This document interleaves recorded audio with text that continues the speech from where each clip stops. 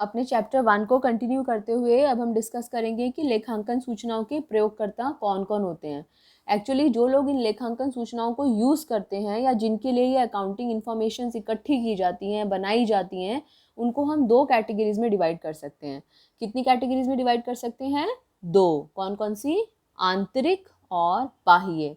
नाम से ही पता चल रहा है, आंतरिक मतलब संगठन के अंदर के लोग और बाह्य मतलब संगठन के बाहर के लोग।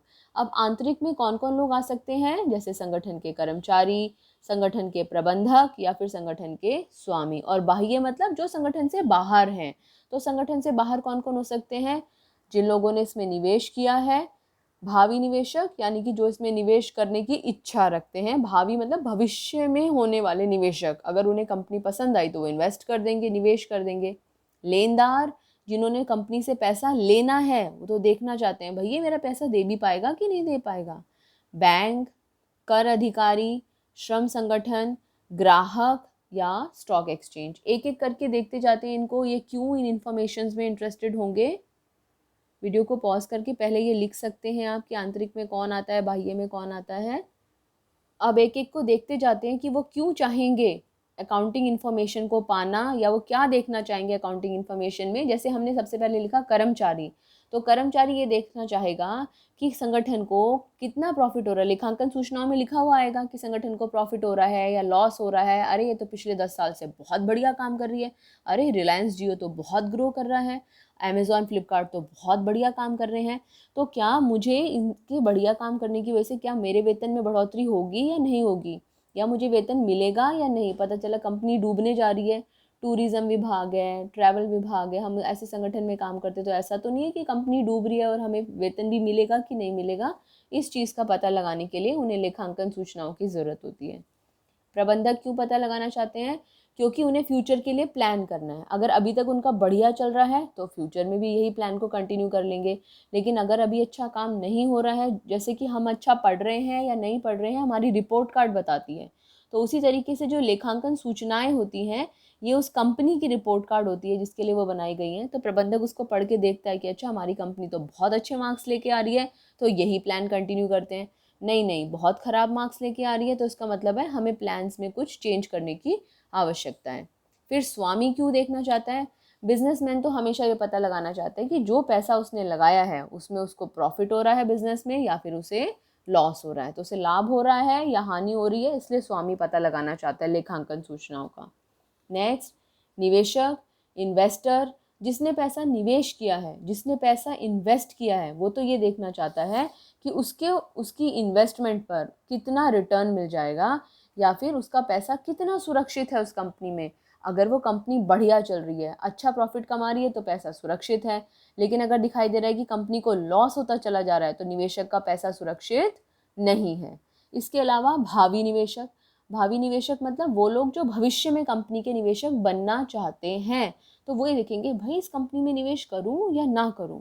तो कैसे पता लगेगा? उस कंपनी के परफॉर्मेंस देख के। कंपनी के परफॉर्मेंस देखने के लिए हमें उसके रिकॉर्ड्स देखने पड़ेंगे, हमें उसकी लेखांकन सूचनाएं देखनी पड़ेंगी।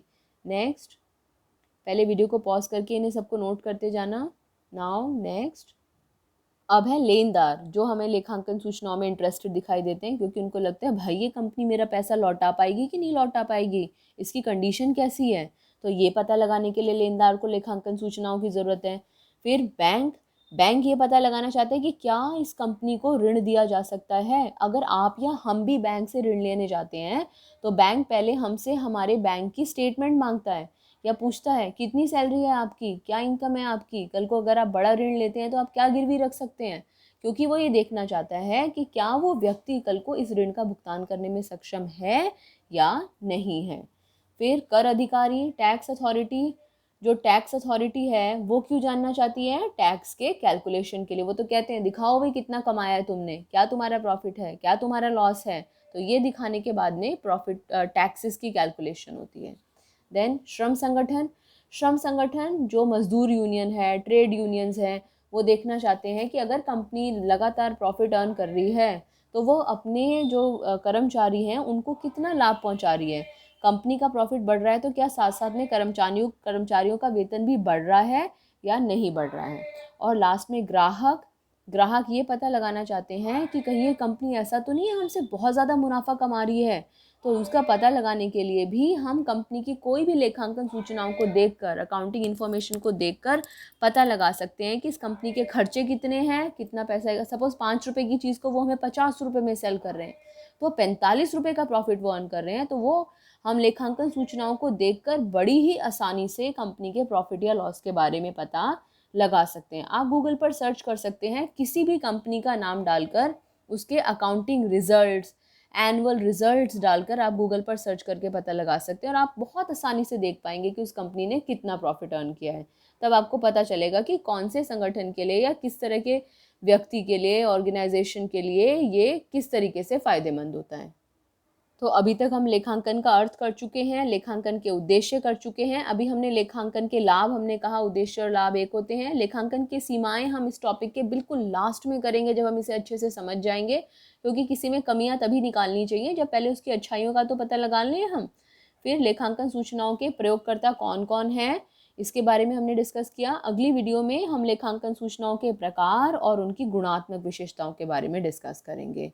ओके, तब तक अपनी एनसीईआरटी की बुक में से सर्च करके रखना कि लेखांकन सूचनाओं की गुणात्मक विशेषताएं कितने तरह की होती हैं। मैं आपको बता देती हूँ कि 4 तरह की होती हैं, तो वो 4 नाम क्या हैं वो सर्च करके रखो, और अगर आपको पता है तो मुझे नीचे कमेंट बॉक्स में कमेंट करके बताओ। Thank you.